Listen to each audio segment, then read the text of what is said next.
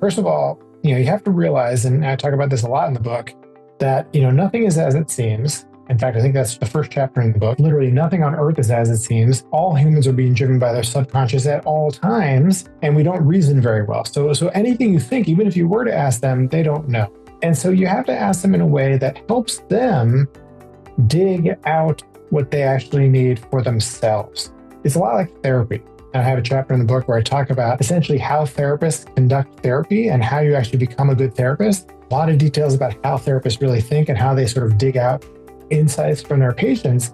And it's not a joke, although I used to joke about it with my clients. This feels like therapy when I'm trying to get them to tell me what they really need. But it really is. It's about helping them understand their true underlying needs.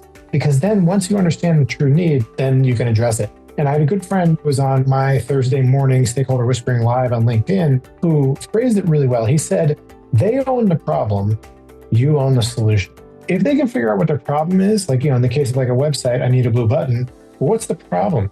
Why do you need a blue button? Well, no one's clicking on the stupid button.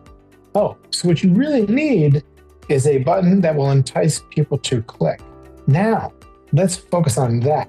And we'll make a button that will entice people to click. And maybe it's a color thing, maybe it's a shape thing, maybe it bounces around, maybe there's a bird that flies and lands on the button. I don't know what it is, but let's really solve that problem. And I'm going to solve it because I'm a designer, and you tell me what the problem is. And we'll collaborate too. It's not just me and you, we each have our turf, but that's sort of the basic idea.